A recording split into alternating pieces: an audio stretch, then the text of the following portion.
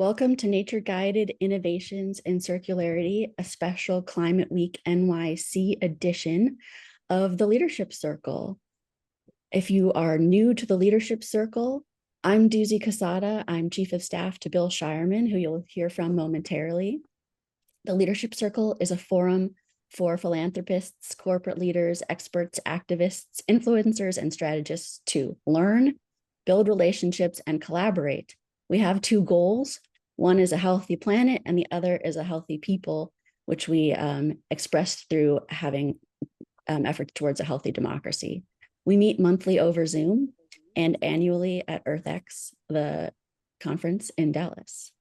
We bring together 10 kinds of power to the table because together we are more than the sum of our parts. We do meet under a series of terms of engagements that allow us to have a safe space for dialogue. These include being curious and open to learning, showing respect and suspending judgment of others, searching and looking for common ground in the room, being authentic and welcoming that from others, being purposeful and to the point with our comments, since there's a lot of us, and owning and guiding the conversation, taking responsibility for where the conversation goes and making sure we're on point. We also operate under 4 very clear guiding principles: no demons, no denial, no excuses, and no delays. This work is important. It's time to start now. So that's a very brief overview to who we are. And with that, I'm going to introduce Bill Shireman, who can share a little bit about what we are here to chat about today. Well, thank you, Doozy, and thank you everybody for joining us. We have quite a discussion ahead of us, and I'm quite excited about it. We have the Warner twins, John and Karen. They have probably never even met each other, actually. They're not related to one another, but they are both entrepreneurs and inventors and innovators in the field of circular economy. John Warner, the father of green chemistry. I'll tell you a little bit about him later. Karen Warner, the driving force behind Beam Circularity in Stanislaus County here in California, pioneering biological and chemical innovations to transform our agricultural and other waste streams into new products. But what we're talking about here is both pragmatic and transformative.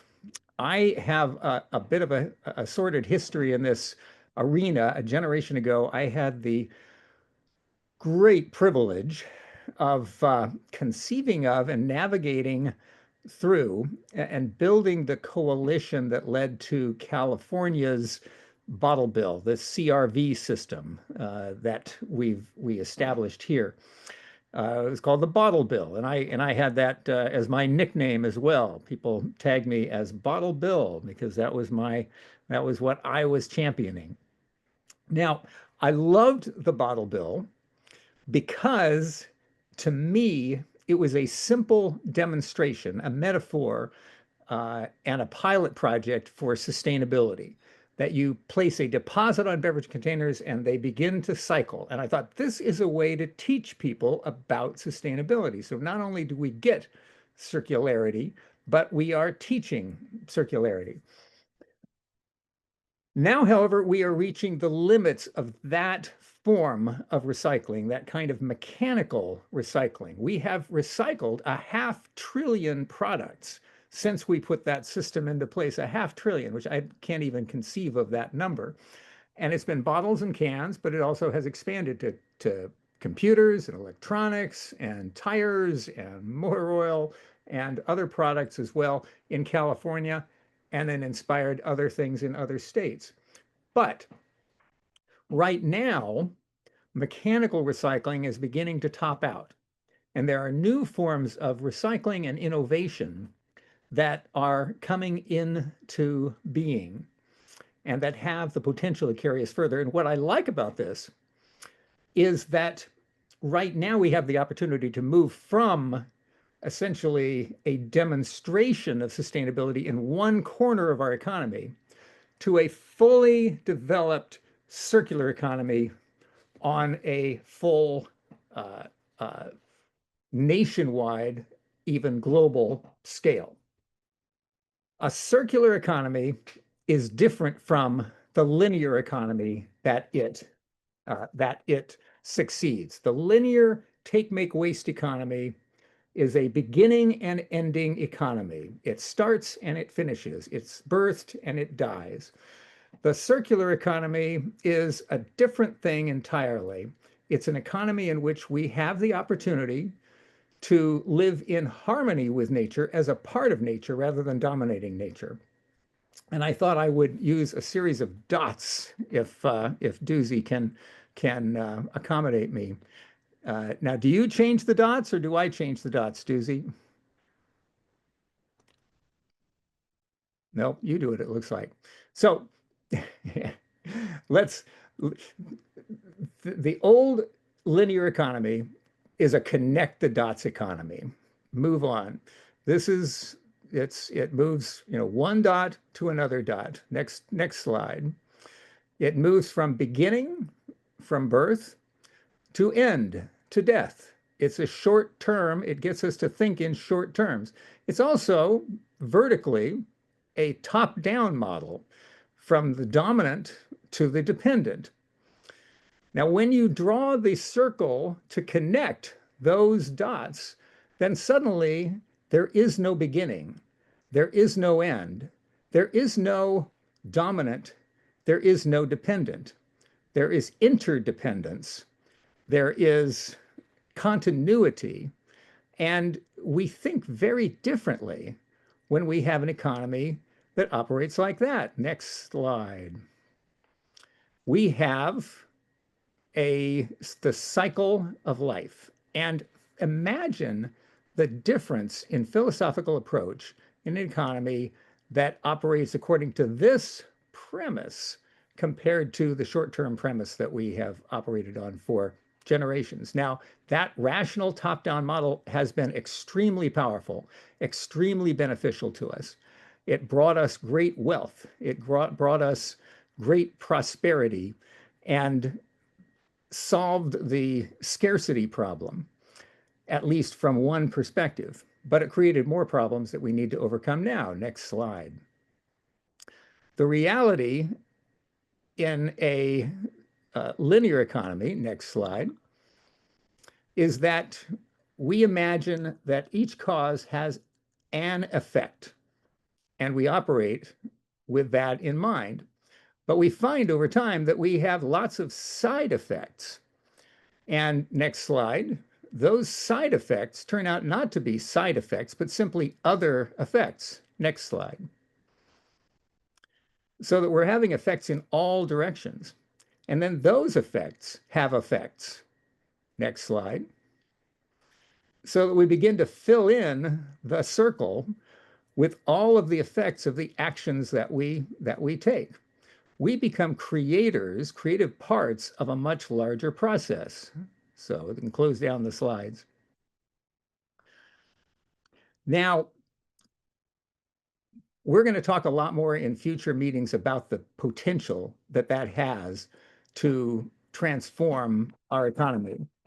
But for now, we're going to move to our speakers who will tell us about the reality of the new circular economy.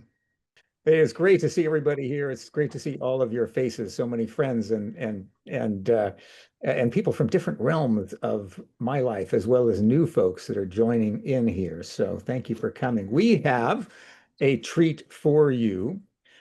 As I say, the circular economy is something that is very pragmatic and very practical, but also highly inspirational. And I think you'll feel a little bit of that with both of our guests here. We're going to begin with John Warner, who is one of the fathers of green chemistry, of that field of chemistry. And John has 300 plus patents, I think 320 some patents to his name. He has been one of the most productive and creative and innovative folks in the circularity movement. And John, I wanted to give you a little time to describe your work and tell us after 300 patents, have we invented everything we need to move into a circular economy? Do we just need to do what we already know how to do, or is there some Oh, work to go? thank you, Bill. It's a pleasure to be here. And you start with probably the most important question.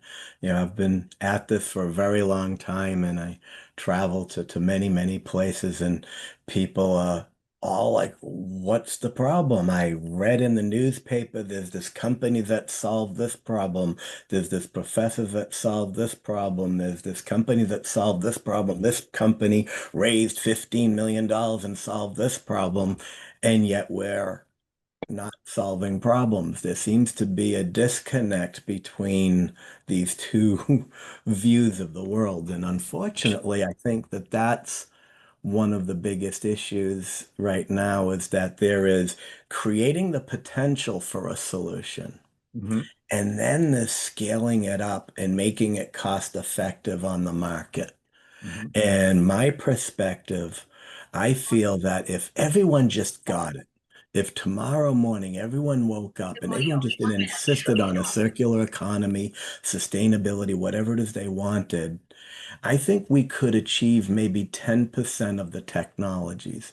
90% of the technologies, while most of them have mention of companies and press releases, you dig down deeper and you find out they're not quite out of the laboratory yet. They're a small scale and really, really expensive and don't have the supply chain ironed out. And unfortunately, a lot of them solve one problem while creating another problem. And so I feel that that is the disconnect. We aren't efficient enough at getting things into human society to solve problems for the humans that need them. mhm, We're celebrating the publication of academic papers. We're celebrating the creation of new codes in investment rounds, but we're not really there looking at does it actually get to the people who need it? And unfortunately, it's not. And we need to look at what is missing there. Why is that not happening? So what are those dysfunctions or those perverse incentives? What is it that is blocking us from getting to solution? Well, again, it's interesting. 30 years ago, I would argue academia did a lot of invention and a bit of development. They were pretty sophisticated in inventing things and showing the pragmatism. And industry did a lot of development and quite a bit of research. And so there was a really good overlap between academia and industry. And Mhm, over the last 20, 30 years, the very time we need to be better at getting real products to market to solve problems for real people, what's happened is when I was a graduate student decades ago, it would have been considered laughable for a student to have a minimum required number of publications to graduate.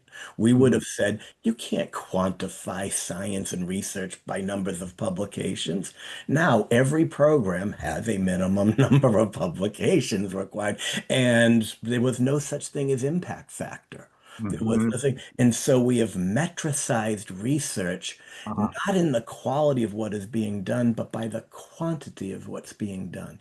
And what's happened over the last 20 years is academia has retracted to getting as many papers out to start new things Yeah. not really there. And at the same time, industry has, for a number of financial and investment reasons, retracted their R&D and seek to outsource R&D at the very time that where they were outsourcing has retracted. And I think Mhm, so. What's happened is we've got a lot of early stage, cool sounding stuff mhm, but it's no longer considered cool and sexy or whatever word you want to use to get it to market. That's grunt work that nobody wants to do.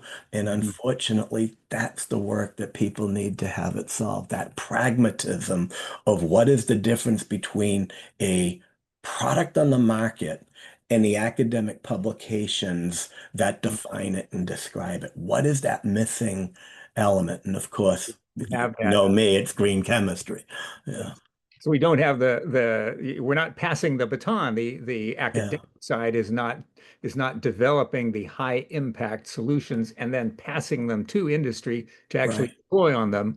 Industry is dropping the baton when they get the baton and not Mm. forward. What are some of the cross incentives in industry that might cause industry to not pursue innovations that are important for upgrading the impact of their own production? Well, right now, the power of the incumbency, I think, has just become stronger and stronger and stronger. The more the focus is on shareholder value, the more existing sales are paramount. Mhm. Yes, everyone wants new sales. Everybody wants new products. Everybody wants to expand and grow. But heaven forbid you lose existing sales.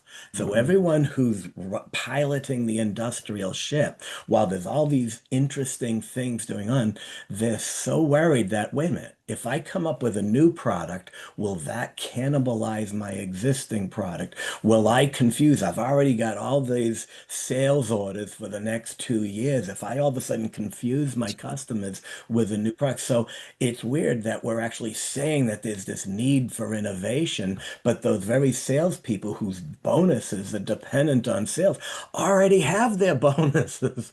And so what are they going to do? Say, well, let's sacrifice my success for some untried new thing. So it Yeah. takes profound courage or some other kind of support from other aspects of society to help shepherd these transitions. Well, courage is a human trait. It's not a corporate trait, and corporations, Yeah, paper institutions, they tend to have yeah, courage, and they yeah. tend to discourage people who have courage from actually exercising that. What's our solution? How do we get out of this mess? How do we release the potential of So I feel, my metaphor is that we have what we call the materials ecology. And the circular economy is a great example. We manufacture products, we distribute the products, then we collect those products, we recycle those products, and we keep things in an ecological loop of the materials. Mhm. What I think the error in that metaphor is that a loop not only keeps things in, but keep things out. And Mhm. when we need innovation, when we need new stuff, the very definition of what we want has to, by definition, be based on our current level of awareness. Ah, And sometimes accidentally, actually blocks that new innovation. So my metaphor is to put a twist on the loop and make it a Mobius strip and have a second circle, which is the intellectual ecology. And yeah. actually think about how ideas start and grow, and we call it basic research, development, and manufacturing. And those two worlds have gone Mhm. so far away from each other that Yeah. we need to bring those worlds back so that the materials ecology and the intellectual ecology are working together intimately. And Well, so that we celebrate that getting that in the hands of the people who needs it. There's more than just getting an academic publication. It's got to get to the real world. yeah. I love the spin and the twist into the Mobius strip because it reminds me as a nerd in this field Yeah. of the cycles of nature, that every living system goes through four phases in Mm. a Mobius strip, if you will. A Hmm. phase of birth, when there are lots of Hmm. ideas and lots of seeds and lots of possibilities. The Hmm. phase of growth, when a few of those seeds that are highly fertile and that fast growing accelerate.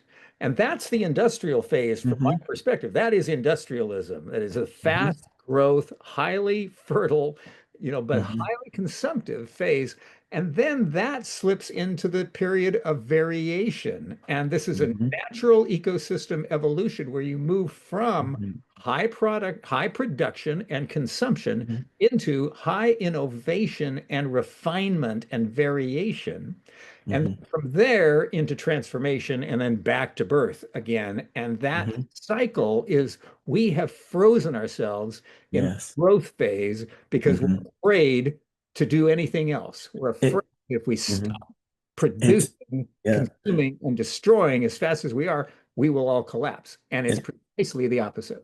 yeah, and that overlap of the intellectual and material of ecology, the Mhm. one thing, this is going to sound really strange and funny, but we talk about adoring nature, which I am loving everything about nature. And we talk about how does nature build things? How does nature make things? But the one thing we forget is if you were to ask me, what is the biggest difference between nature and the human-built world? Mhm. There are no committees in nature. And so when you talk about that third growth and diversification phase, we Mhm. humans build committees and panels and peer review groups, and that the only way one is enabled to go forward is if they provide enough precedent to Mhm. show that it's going to work, because there's this fear. So if I can show, well, this person did this person did this is going to have to work, because that is the exact opposite of innovation. That's the Mhm. opposite of creativity. If nature had a review panel, I Mhm. can imagine hundreds of millions of years ago, someone would have brought the design of a giraffe, and the Mhm. panel would have looked at it and said, the giraffe's neck is too long, the ears are funny, reject, no. Thank heaven there was no panel, there was no committee to block the giraffe. And so I think humility is our most missing element in getting new things to nature, to society, because we're so risk averse that we Mhm. have become over dependent on precedent. And Mhm. precedent is by definition inversely proportional to innovation. Absolutely. So give us some hope here, and then Yeah, I move to Karen yeah, for a discussion. But yeah, what can we do now to help to move toward a yeah. more robust circular economy where those kinds of innovations can come forth? How can we liberate them? So I don't claim to have any gifted insight. I don't claim to have any. I've been at this for a long time, so I can tell you what's been working for me. All right. And so just when I was 27 years old, I was arguably one of the most successful inventive chemists on the planet. At 27, I already had about 50 patents. I already had all these awards. I was on the cover of Celebrity magazine. My head was this big. I am the greatest inventor ever. And disaster happened, Bill. I lost my 2-year-old son to a birth defect. And Oh. lying in bed the night of my son's funeral, I'm asking myself, did something I touch in the lab cause this? Did something, heaven forbid, I got an award for, was it behind it? And I realized my entire academic career, a PhD in an Ivy League university, never once did I have any training on how do I anticipate whether something might hurt the environment. How will I anticipate whether something is sensitive to ecosystems? How will I anticipate the environmental and sociological justice of an invention? And I realize this isn't an epic battle of good and evil. The people who invent materials have no training or knowledge. So although we hear about all these tox studies, all these models of climate and this, you get a PhD not learning any of that. So I was full tenured professor of chemistry, full tenured professor of plastics engineering. I resigned in 2007, got a small little team, and all we do is invent. And since 2007, we've filed over 360 patents. We've invented 42 technologies to multinationals, and we've spun out 11 companies that are all still going. Now, I really believe if you are sensitive to what makes something not hurt the environment, what makes something not toxic, you're also now consistent to all the environmental regulations and the roadblocks to scale up. So when people come out of university with this cool technology or a company starts and they say, we can't get the scale, we can't get the scale, it is almost always because it didn't do the green chemistry. So I feel green chemistry obviously has a moral and ethical responsibility, but it's an accelerant for innovation and for time to market. Never had more than 20 people working with me, never had massive amounts of funding. I feel this is a productivity game changer. And so we need universities just start teaching this. Is this a teachable thing? But right now, I don't have any competition. Yeah. Yeah. Well, we want to give you as much competition Thank you. Yes. opportunities as we can, and we will be launching our Circle initiative this April. Between now and April, we'll be working with you and several other advisors to design this so that we can accelerate the transition to a circular economy. Thank you. And one of the people that will be central to this, I believe, is Karen Warner. And I want to turn to Karen now, who is the founder and CEO of Beam Circularity. And I am just so impressed with the work that you and Beam Circularity are doing in the bioeconomy. So I almost just want to kind of let you go at it. But you are in the world of industrial biomanufacturing.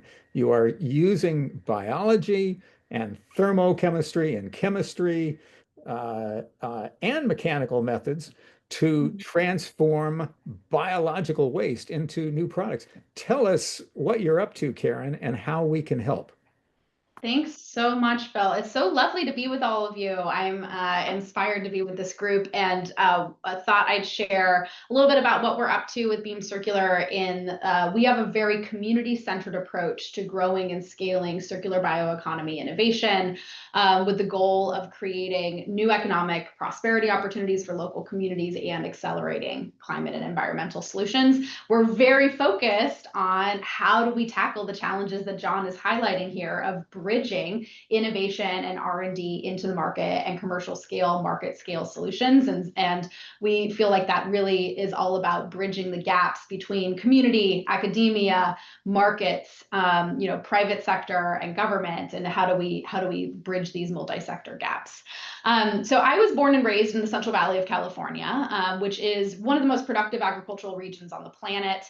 California, many people don't realize what an ag leader we are. We grow 1 in 4 bites of food consumed in the United States and 40% of America's fresh fruit, nuts, and vegetables. We have both abundance and diversity of food and agricultural production in our region. But we also have a lot of challenges. So I right in the San Joaquin Valley, which is the most productive ag land in California.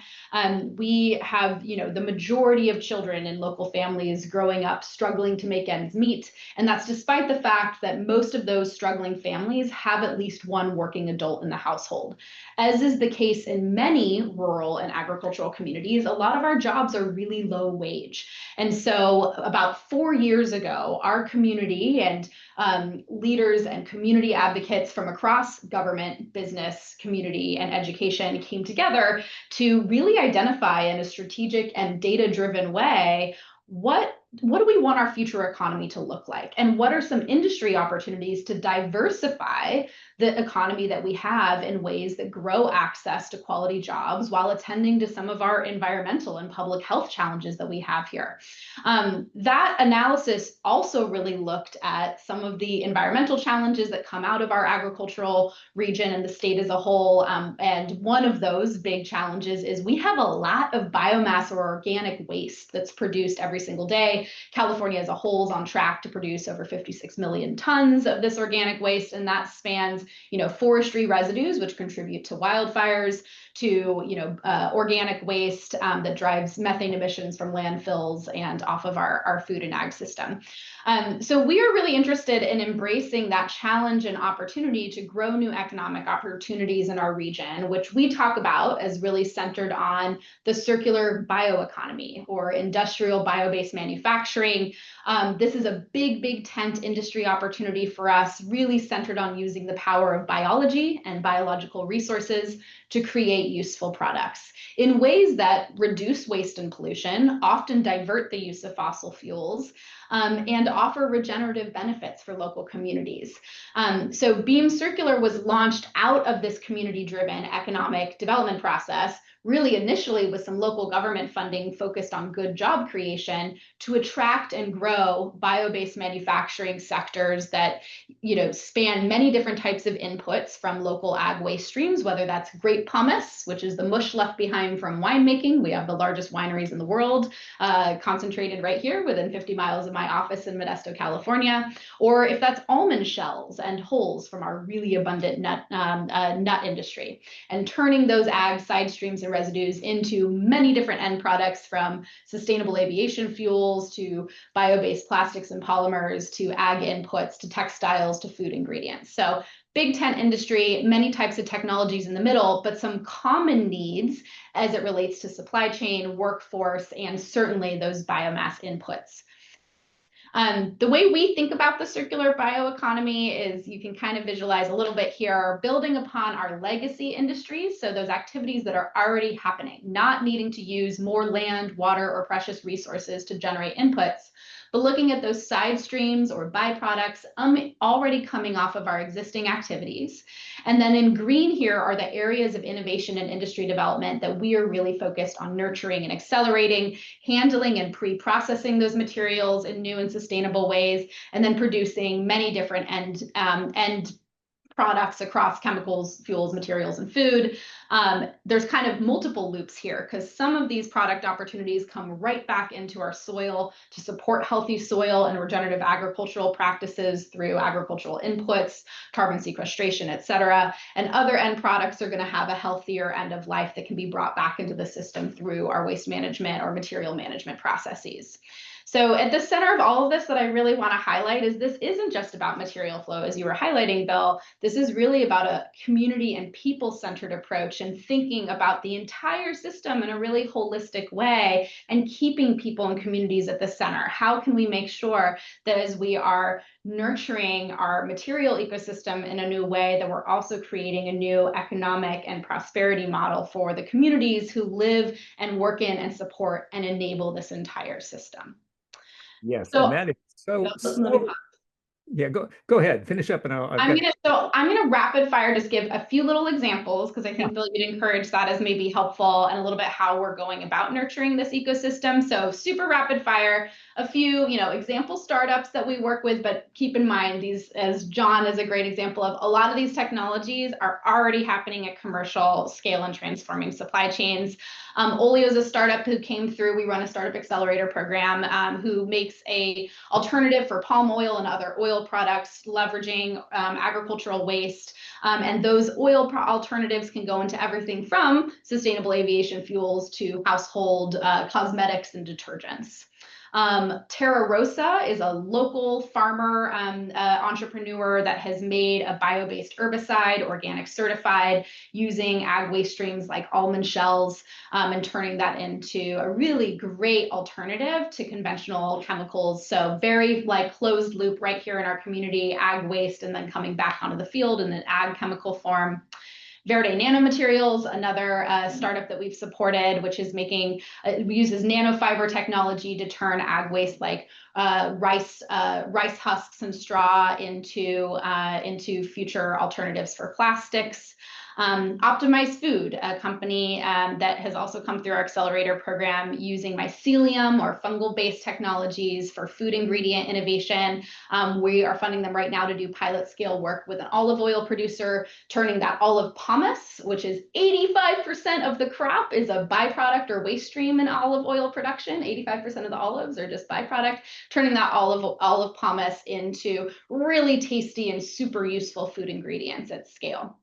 So the way that we're thinking about this really is looking at that valley of death, or what are those barriers between R&D that we were just talking about, and getting some of these innovations to commercial scale manufacturing. And we think about that by investing in enabling infrastructure, innovation, addressing access to capital gaps, which are very real, especially in first of a kind manufacturing spaces. Workforce development, making sure there's that talent pipeline for the growing circular bioeconomy, and centering everything in community and collaboration. We do a lot of cross-sector collaboration work and deep, on the ground, boots on the ground, grassroots community engagement. I'll just pop up here that we have this really broad network and ecosystem of partners that we've been convening and bringing together over the last couple years, ranging from state and local government partners to community colleges and universities, industry partners from super early scale and visionary entrepreneurs to really large multinational manufacturers, food, ag, biotech, and then economic development, environmental justice, and labor partners coming right alongside. And we're really appreciative of those partners. And then maybe I'll just land, Bill, on a few examples of investments in projects or programs, what this can look like to support this work in practice. So I mentioned we have a startup accelerator program. We launched our first cohort earlier this year. We just actually opened applications for our next cycle. So we're excited to continue to support entrepreneurs and help them bridge that valley of death and get from, out of the lab and into the market.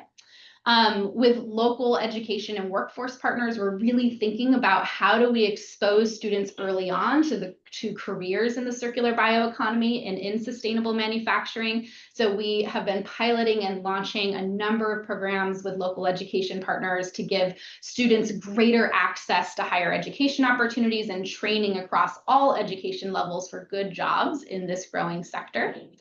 And then we do a lot of convening work, and I had to make sure to invite you all to our next one, which we're really excited about. We're hosting the California Circular Bioeconomy Summit November 5th through 6th in Turlock, California, and really open invitation to folks to come join this collaborative of partners. And finally, want to preview that some of this work really requires shared infrastructure, and there's a real need for pilot and demo scale support, in particular, to get technologies from lab scale into commercial manufacturing and bringing down some of the capital costs of that.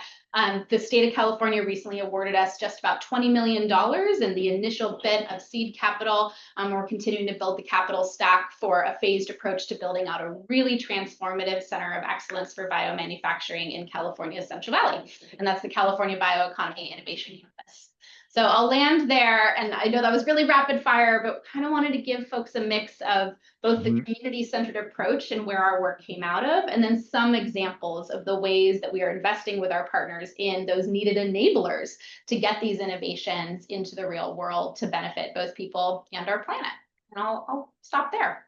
Well, that is really exciting, and I would invite people to begin to ask questions and just put up your hands, as they say, if you have questions to ask. I will appreciate. I'm going to be there at the Bioeconomy Summit. I hope others will join us as well, and I am going to rely on you, Karen, to help us understand how we can change public policy and private corporate buying policy to accelerate this transition to circularity. Do you have any easy answers to that question right now? I know we'll be spending more time on it later. As folks know, a lot of this is coalition building. And one of the things that I love about working in the bioeconomy is it's a big coalition building tent. This is a solution space that benefits rural communities, farmers. These are new revenue streams for food and agricultural businesses, and it helps folks to meet the evolving market and regulatory demands in this space. And so there's a lot of private sector and diverse community demand for growing biocircular approaches. Our local government, which is I live in a very purple place politically, and there is broad partisan support for advancing solutions in this space from a jobs perspective. So that's a great way to come at advocacy for this. And that is incredibly important, I think, in California, where we have maybe oversold technology. Not that the tech sector is not a tremendous driver of prosperity in the state, but it's also driven the highest levels of poverty in the country, the highest levels of homelessness in the country, an educational system that is way, way behind, and a rural community that has suffered a lot of the pain as a consequence. So I'm glad to see that the state is stepping up and providing some support here. And there's lots more to do. I see Eleanor LeCain has a question, and Steve Saruta as well. Eleanor, what would you like to contribute? Yeah, thanks, Bill. I love this whole focus on circularity. I was advisor to state leaders in Massachusetts in the early 1980s, and I think I wrote the first speech given by a statewide elected official on on a version of circularity on zero waste. So I think there's huge potential and opportunity here. Love what you're doing.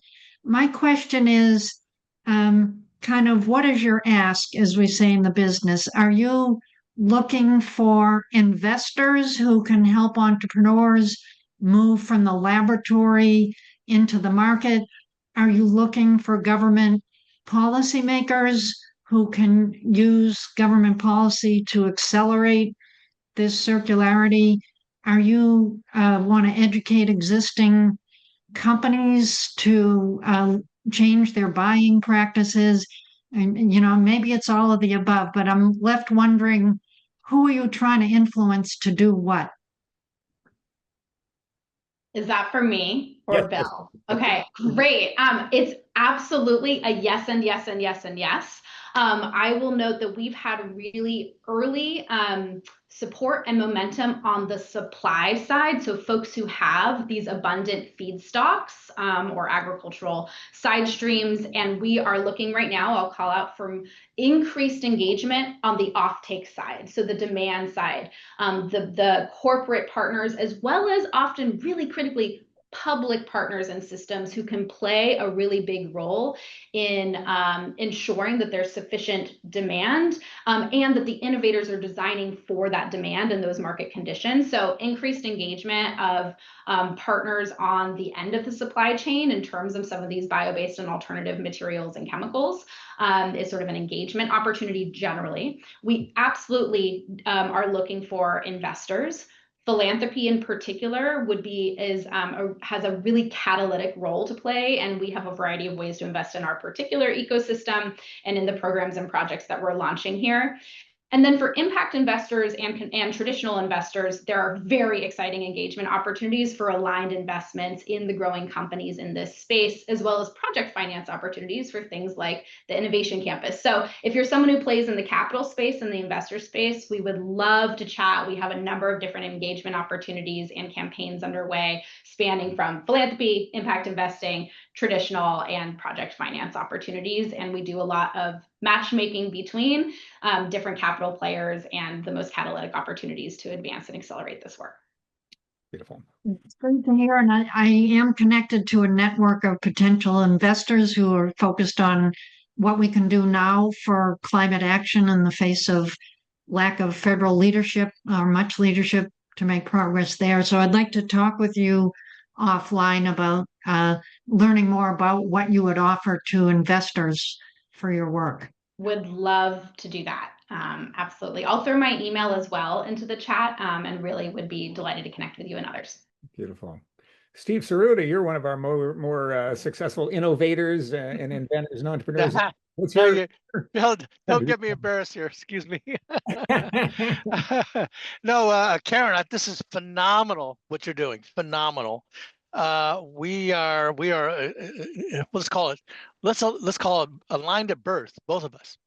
Okay. I mean, we'll both have the same mission.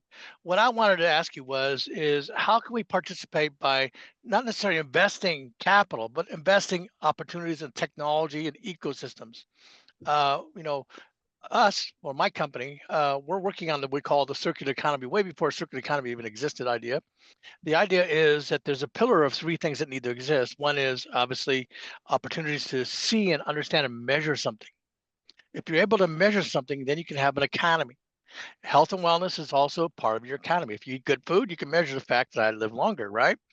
So the most important piece is after that is to be able to democratize or share the studies, like you're doing right there. You want to get the next generation included. You know, old folks like me, you know, we're just chilling, ready to kick back. But the young people want something new, something disruptive, something that grandpa's stuff. We don't want grandpa's stuff. We want our stuff. So we develop a solution where you can democratize the studies. But the most important thing is, as you were talking about, was food and food scarcity, but food nutrition, and also how that works in a model that was originally how Mother Earth functioned at the beginning of time. Mother Earth has living soil, not sterilized soil as we see today, but synthetics and farmers and agriculture inputs that are synthetic. So what I wanted to talk with you is how can we bring an idea about restoring living soil as an investment of our technology, allowing folks to be able to play with it, use it, deploy it. We're going into 12 countries right now. We're starting from the bottom up. The most underserved people around the world are our small stakeholder farmers. 95% of our food globally is created by small stakeholder farmers. Wow. And if you can't empower them with solutions, then how are you going to be able to take care of our planet and how to take care of our families? So what you were saying really resonates. I would love to participate. Unfortunately, November 3rd and 4th, you're going to go is your event. I'm actually going to be in Zimbabwe, Uganda, and Nigeria delivering an early detection solution. So I want to make sure, how can we work with you to invest our technology or make it accessible, and vice versa? How can we work with it in that economy? We're also doing stuff in California with the Department of Agriculture. Karen Ross is okay. One of my favorite humans, the secretary. She is phenomenal. She is phenomenal. She's worked with the 4-H group. She understands youth. The goal is, again, is to just not disrupt, but to shift the paradigm to the next generation by what they want, what they can use, versus forcing them to do something to comply. You know, the government is not helping us at all. We have to be, as we do, as you were saying, people have to do things. And this is a tool that's easily understood, can be delivered rapidly, and then now people can build on top of that and create new economies. And that's what we were talking about, creating new economies. So I'd really like to see how we can work together. But moreover is, we would like to talk to you about investing our technology into your organization so that we can have thought leadership for the next generation. I think this is where you're driving at, if I recall. Super exciting. And I'll say to you, Steve, and to any others, a fantastic first step is to plug into our innovation ecosystem. And I threw into the chat, it's called CBio Collaborative, and we welcome individual members, organizational members. It's very easy access. There are no fees right now. And so that really is intended to help bring people in, share those technologies, and facilitate collaboration opportunities. So it's a fantastic kind of first way of plugging in. Thank you very much. Appreciate the openness. This is really phenomenal. Thank you for your leadership, Karen. And I encourage folks, the circular economy is for Solution Citizen, for the Leadership Circle. This is one of our 2 top priorities. This is our Healthy Environment Initiative, and we will be facilitating and enabling people to get together. We have a set of brands, we have a set of retailers, we have a set of companies in the supply chain that we know want to be supportive of all of this. So we'll be facilitating those discussions. Put April 20th to 22nd on your calendars as well, when we expect we'll be meeting in Dallas, Texas. You all know some of the background there. And you can come meet in person. But between now and then, this conversation will continue. Walt Roberts, what's your question? Well, Karen, I'm interested in integrating this conversation into the larger conversation about how we create a world that's thriving. And specifically in the Inland Empire, the movement to thrive together and the coalition, to thrive. And not just a funny bumper sticker, but this is an ethos, and it goes with all people, all places thriving, no exceptions. And it's tied to social determinants. And I was impressed by, the interdependence of what you showed about people's well-being, their, haves and the have-nots. So I guess my question is, how can you tie this idea, whose time has come, of circularity, of the kind of work that you're doing that brings that systems and interdependence sort of ethos and understanding to bear in what's happening with people in real places, and mix it with the social determinants of how does the health come along, and how does education, and how does a just distribution of income happen. And if there is something specific you're doing in Southern California with the Inland Empire, maybe that's out of your region or not, but I'll leave it with that. The coalition of coalitions is very much a theme that resonates with what we need to do, no matter what we're working on. So I was impressed by that. I leave it to you for any comments or thoughts. I'll just note, you're speaking my Okay. language with Coalition of Coalitions. We love our friends in the Inland Empire. We're just north and right in the center of the state, but we have statewide partners as well as national and international partners, including other regions where we can do cross-learning about these models and things that can scale up in one place or another and then translate over. But the short version is a yes, yes, yes. I started my career in social determinants of health and global health. And so the intersectional approach is so incredibly important in all of these solution spaces. And I think it's about making sure that you're bringing unconventional partners and coalitions and initiatives to the table, as opposed to being overly siloed, or it's easy to say this, but truly you have to do the reaching out and coming alongside and the listening and learning about what the priorities and approaches are here, what they are in this space, and not assuming that some of this work to highly technical, biotech or chemical engineering over here and national lab and academic partners don't go together with our,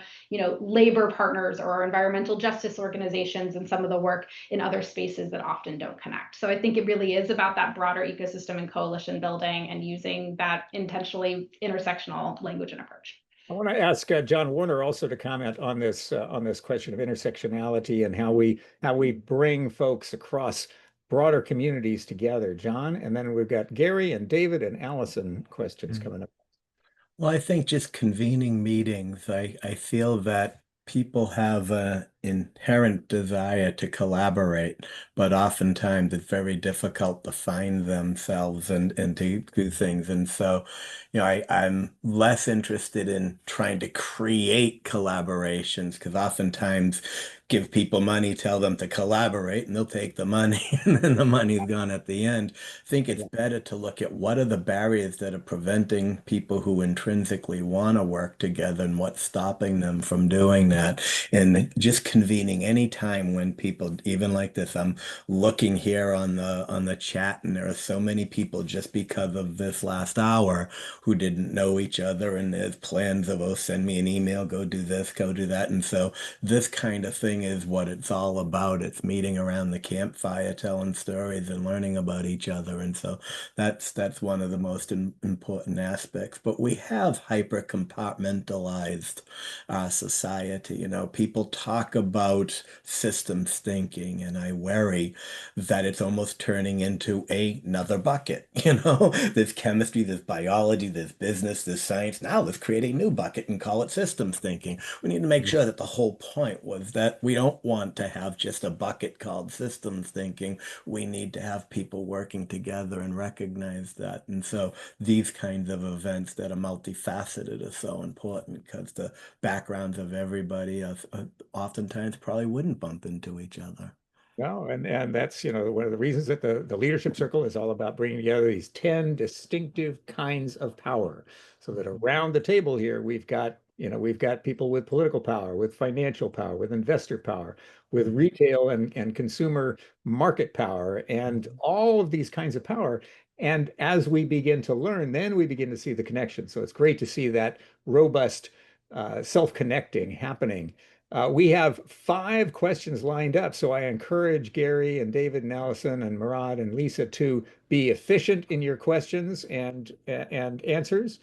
Gary, go for it. Yeah, this is more about a comment. We've been talking about innovation and technology and biomimicry and so on, which I love. But part of it is about policy, and there are lots of extended producer responsibility laws that have been enacted, especially focusing on plastics in California and other states. And the SB 54, some of you know about, is this monumental new policy law that Governor Newsom signed with lots of fanfare a couple of years ago. But Cal Recycle, the agency, has basically established gaping holes in the promulgation of the regulations to implement this law that calls for basically reducing plastic, single-use plastic packaging and single-use food service ware by 2032. It must be recyclable or compostable. And these regulations are basically misaligned with the law. So it's more a comment to let you all know that's kind of where things are. It's going to be a big legal battle challenging the Newsom administration for not following through on the regulations. It's a fascinating area, and we're going to be looking at that quite a bit. And in fact, we have the difference between maybe recycling 15 billion packages and 60 billion packages, depending on how well we implement SB 54. And we want to get those numbers up. So thank you, Gary, for raising that. David Carey. Hello, Karen. I can be really efficient with my question because I don't have one. But you mentioned wanting to access philanthropy, and you said the word valley of death, and it reminded me of something I wanted to share with you that could hopefully help other people. And it kind of is a sort of a circularity of capital. So I spent decades at Morgan Stanley in wealth management. Morgan Stanley has a donor advised fund called MS Gift, and the other big companies, I'm sure they have the same thing. So instead of a family creating their own family foundation, they can donate to this MS Gift in a more efficient way of managing that charitable effort. They can then make grants out of that. Well, Morgan Stanley worked with the Harrington Institute some years ago, and in your case, it may be more of some sort of a university that might be the nonprofit, where they would evaluate this is all in the biotech space, and they would evaluate new technologies before they got over that valley of death. And based on Harrington Institute's evaluation of these, donors from the DAF could then give to Harrington, who would then give it, I think probably called as a fiscal sponsorship, to those founders. So the founders are not giving away any equity in the earliest stages where it's the most expensive to try to get over that valley of death. About a year later, Morgan Stanley created a venture fund where they brought in, this would be the equivalent probably of a Beam Circular, where you are the VC that's evaluating these companies that have now made it over the valley of death. Now, Morgan Stanley goes out to not just the donors, but goes out to any of its accredited investors, offering this venture fund that will fund you to keep moving those companies on to the next stage. That's one way you might consider working. Like I said, JP Morgan, Goldman Sachs, they all, I'm sure, have the similar kind of service that you might be able to latch onto. Terrific. We're going to be exploring those options, and we'll come back to you, David, but also stick your nose into this. Murad, and then Allison, I believe, and Lisa, and then we're going to need to move to the next phase. Hi, my name is Murad Huda. I'm the sustainability analyst for First Horizon Bank. Karen, first of all, let me applaud you for an excellent presentation. I had a question in regards to a couple of slides I saw. One was the mention of pyrolysis, and the second was the mention of carbon sequestration. Were you referring to the manufacture of biochar by any chance? And if you were, is there a market for biochar, and where is it used, or how is it used? Great question. Yeah, absolutely inclusive of biochar. There are challenges with the biochar market as is. It could be its own webinar, but quick and dirty, our current take on this. Biochar as a simple soil amendment is really, really, really, really, really hard to make work economically.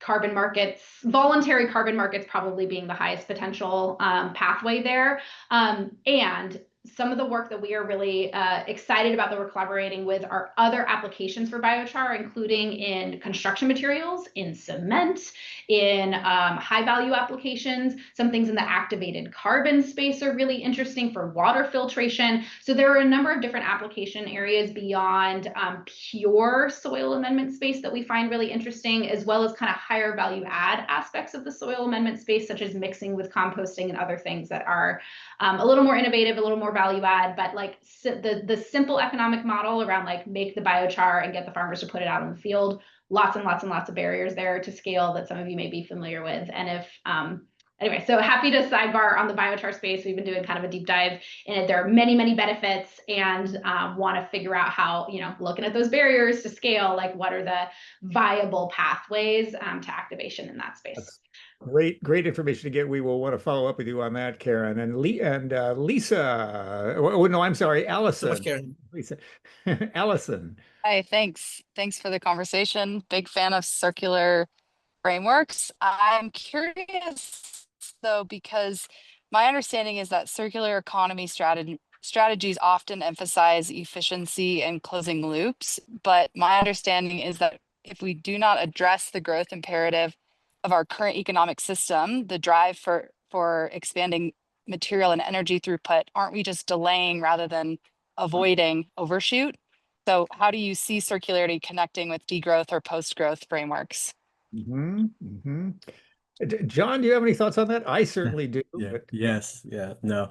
In full disclosure, I'm a member of the Club of Rome, and this is quite a conversation that we have continuously, that, we need to focus on consumption. We need to deal with that problem, of course, is that wealthy nations that are over consuming, it's pretty easy to talk about reducing consumption, but for the poor regions of the world that are already under consumption, to suggest that they don't increase consumption just isn't gonna make it. So in my opinion, the problem is that we have to invent technologies to enable the reduction of consumption.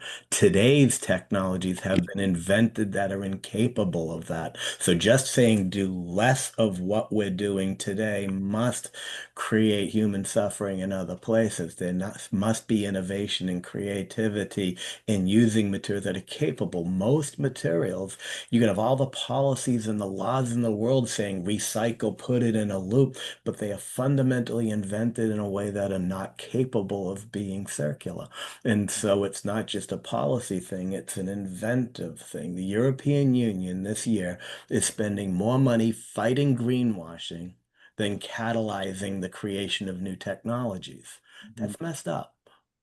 I think that from my perspective, I've been an advocate of closing the loop all my life. We've got, 1 trillion products that are 500 billion products that we recycled here, but you can't just force things to go in a loop, because a lot of the stuff that we are creating these days cannot be efficiently driven through a loop. You're going to be consuming more resources in forcing them through than you will be saving. And so this is why we need to look to nature as our guide. And, Eric Amio on the line here is one of our great teachers of that. Nature evolves from economies that are highly consumptive and depletive and destructive to ones that are more varied, more diversified, more creative, and sustainable in the very long term. And that's what we're on the verge of. And that's what a circular economy is really about. It cannot just be about forcing the loop to be closed. That is, as Allison says, a path to self-destruction. It needs to be interactive and creative. And that's what's so exciting to me. Lisa Smith, would you like to close it up here with your question? And then we've got some more things in store. Sure. Well, first of all, Bill, I couldn't agree with you more. And excellent presentation from both of you this morning, Karen and John, assuming no connection familially. But I wanted to just say that we are working really hard at Washington State to create opportunities for industrial symbiosis. And unfortunately, or fortunately, it's really dedicated for these larger companies. And we're working to set up a materials exchange in the state, but I want to help very small, under 5 employees, small scale manufacturers co-locate on port property and other locations instead of this scattershot approach of, just building a company wherever they are, but really thinking through how waste could be exchanged, waste, water, energy, materials.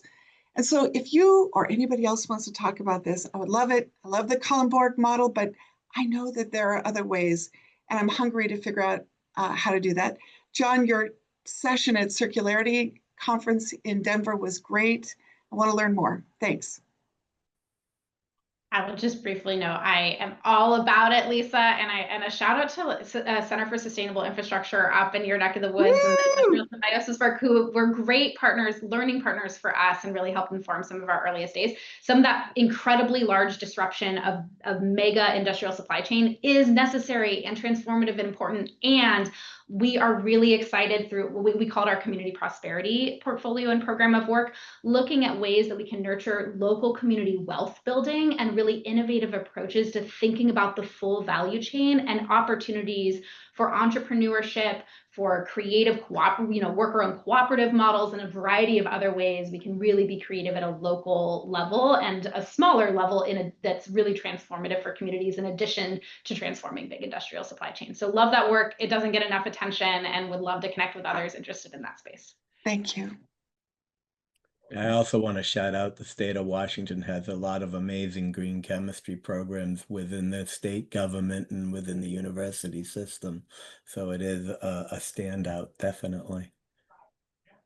Well, I feel like we are poised at a position to be able to actually move into and embrace and cultivate a circular economy, and I can see a path, and it's a path that includes all 10 of the forms of power that are represented in the leadership circle here, with retail, with consumer brands, with energy, with materials, with the entire supply chain, with wealth that's interested in philanthropy, with wealth that's interested in investing. All of us have a piece of the puzzle, and we operate on a dues paying system spelled DO here at the Leadership Circle, where we each do what we are best at, and that contributes to the whole and creates a whole that's greater than the sum of the parts. So Doozy, let me pass it to you to describe the outline of the Circle campaign that we are going to be launching officially this April 20th to be specific, and encourage people to help us frame it, shape it, and launch it between now and April. Excellent. Well, as Bill mentioned a couple of times, we are excited to be bringing to you a campaign to advance the transition to a circular economy. We are, Bill and myself, we are Solution Citizen, but we are together with all of you in the Leadership Circle who we want to activate in all the right ways and with a bunch of other partners. The purpose of the campaign. The circular economy is not well understood. It's thought to be recycling, and it's so much more than that. And it leads to a war on plastics, irrational policy decisions, and it makes it challenging to get where we need to be. That's the consumer challenge. And on the corporate side, it makes it difficult to keep all of the wonderful commitments that a lot of companies are making, but that they don't have the support, either policy, regulatory, or consumer-wise, to complete. The purpose of the Circle campaign is to inspire people with a tangible vision of what a circular economy could look like, and to galvanize them towards the behaviors, practices, and policies that can help advance that transition. The campaign is going to have 3 parts: education, recruitment, and advocacy. The first phase, education, we have a number of resources that we're developing to help educate about the transition to a circular economy, about different recycling choices, etc. We are then going to recruit citizen supporters, specifically in those states where they are thinking about regulations around EPR, for example, but also want to make sure we're recruiting bipartisan people across the country, and also NGO stakeholders and champions who can help move these initiatives forward. And then we're going to, after we recruit, we're going to galvanize these people to advocate for policies and regulations that and corporate behaviors that can help us get where we need to go. There's a lot more to be said about this. I'm trying to do this very quickly, looking at the time.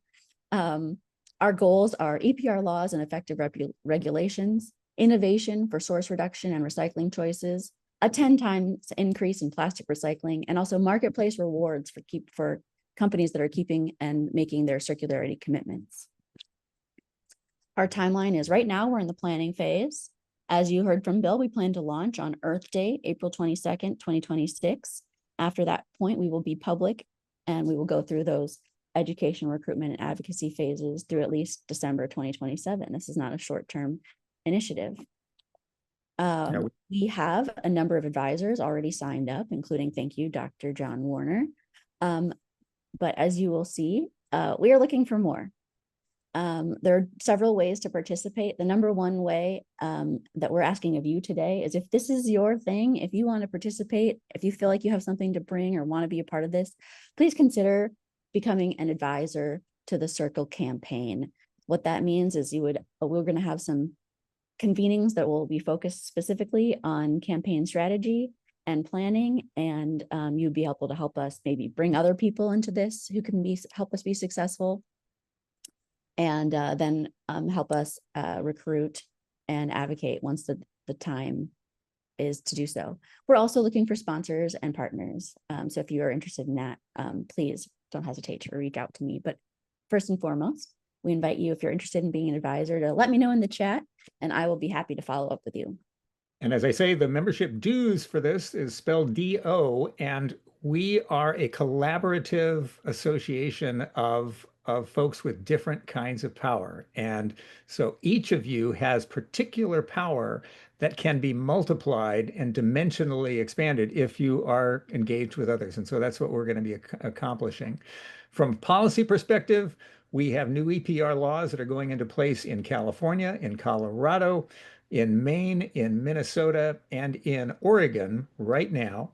The question is, how effectively will those laws be implemented? In California, we've got some barriers to overcome. Politics has entered into the equation, and we want to help to facilitate so that we can get the maximum cost-effective recycling to happen through the California legislation and the other legislation across the country. But we can accomplish a lot more in working with retail consumer brands in partnership as proactivists to enable those companies that have made commitments to circularity to reach and exceed the goals that they have set for themselves. It will require NGOs stepping in to support at the right times, leaders, community leaders to step in and support, investors and philanthropists. There will be lots to do, but we're going to take real strides here. So please join us in this and let us know how you want to contribute to the Circle campaign. And we will be returning to this topic multiple times between now and April.